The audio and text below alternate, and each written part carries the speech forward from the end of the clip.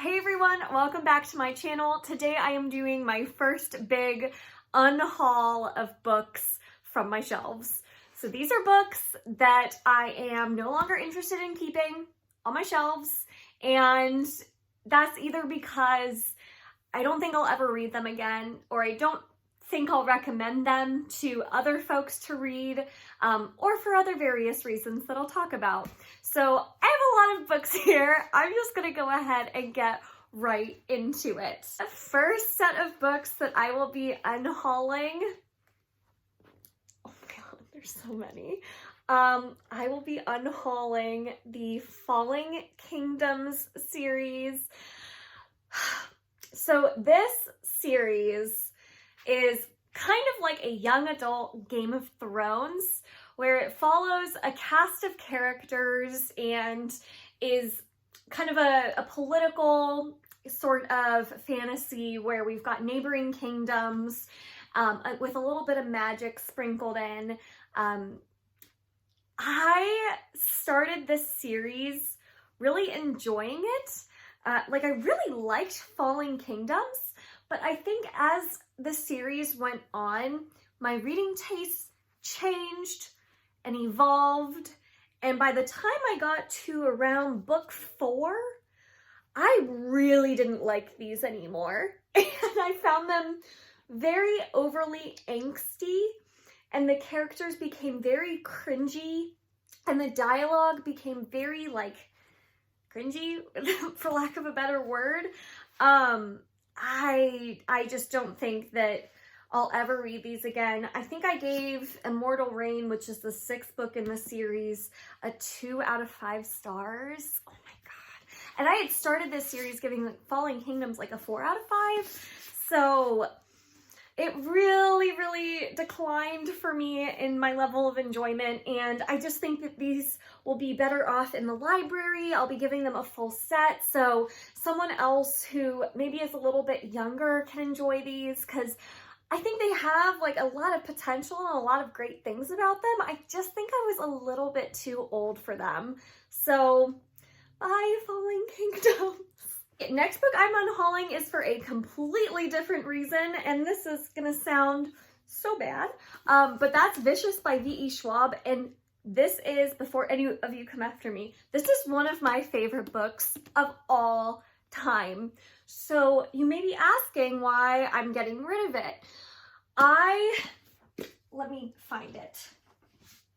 I bought the new edition of Vengeful, which is the sequel to Vicious, and they did the whole cover change fiasco that all readers love, I'm sure. So now they don't even match in height. They don't match in any way at all. It just looks like not a series at all. And because Vicious is one of my favorites ever, and I loved Vengeful, I really just want a matching set that I can use as part of my collection and that I can reread in the future. So I figure when I'm ready to reread Vicious, I'm gonna buy the new edition of it, just so that it looks nice on my shelf. And I know that sounds so bad, but it makes me happy, so I'm gonna do it. And this will be going to the library, so someone else can pick up and enjoy Vicious, hopefully as much as I did, because again, this is one of my favorite books of all time. If you don't know what Vicious is about, it's about 2 college roommates who are experimenting with the idea of near-death experiences and how they give you supernatural abilities, and something goes horribly wrong with their experiments and they become mortal enemies. So we start off the book with our one character, Victor, who just got out of jail and is going for his former best friend Eli to get revenge, and we don't quite know what went wrong between them, so it's very much a gray morality kind of story where we aren't sure who we're supposed to be rooting for, who the bad guy, who the good guy is, and it's just really good. So highly recommend Vicious. All right, these next few I'm going to go through pretty quickly because it's kind of all for the same reasons. A lot of these are book of the month, which I no longer do just because I found that I was just getting way too many books just backpiled on my TBR, and it was just kind of stressing me out. So now I'm only buying the books that I really, really want to read instead of kind of forcing myself to pick out books that I may not like, especially after having so many mediocre experiences. So some of those mediocre experiences include Swimming Lessons by Claire Fuller, which was a book of the month selection. It was a thriller. I don't remember much about it. It wasn't great. I think I gave it 3 stars. I don't remember much about this at all, which is telling of my enjoyment of it. So not interested in keeping this around. It'll do better at the library. A mediocre book of the month book, Clockwork Dynasty. I got it because I was really into steampunk, and a work in progress for me was a steampunk inspired fantasy, so I wanted to pick this one up. Ended up not really enjoying it that much, so not gonna keep this one around, even though the cover is kind of cool. People are gonna come after me for this one. Another mediocre book of the month selection was Circe by Madeline Miller. Maybe I'll come back and reread this one in the future, but I just don't like the book of the month edition. I think that the original edition is so much more beautiful, but again, I don't know if I'll ever come back and reread this. So if I did, I would want the original edition for that cover instead of the book of the month edition. Yeah, I didn't love this one. It kind of fell a little bit flat for me. More mediocre book of the month books, Kristen Ritter's Bonfire. It was fine, but nothing to write home about. Not That I Could Tell by Jessica Strasser. Can't tell you a thing about it. It's a thriller. I don't remember anything else. That is so sad. That's so sad.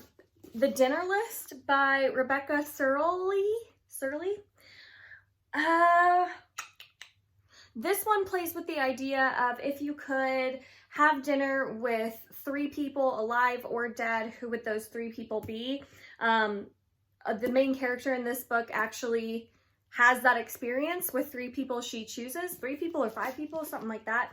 So it's just about that dinner party she has with those 3 or 5 people. I didn't really like it.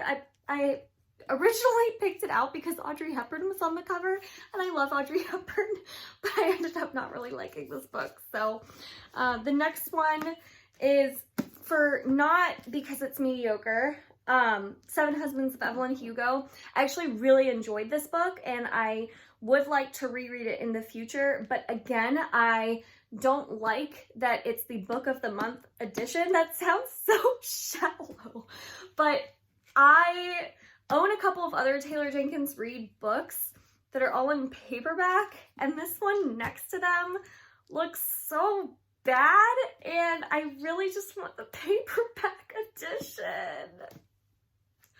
You guys, having cohesive book collections makes me happy.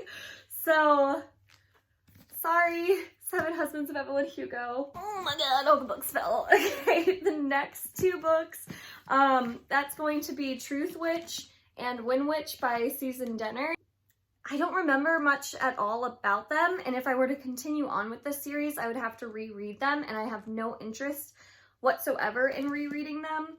And I'm gonna make room for reads that I might really enjoy instead of just mediocre reads. So I'm gonna give this one as well to the library.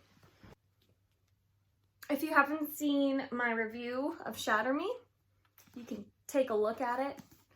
I didn't like this book, spoiler alert. I don't want to talk too much about it because I don't want to be really negative. So this one follows a dystopian world sometime in the future, and our character can kill with her touch. So anything she touches, she can kill. And she is in prison for doing just that, killing someone. And She gets taken out of prison and is put in this corrupt government place so that she can be their weapon.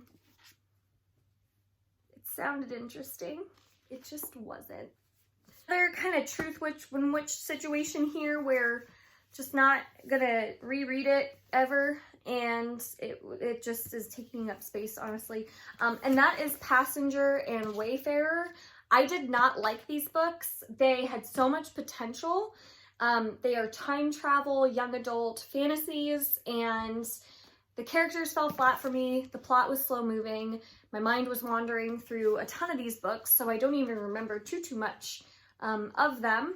And I want to make room for other books that I might love. So, goodbye.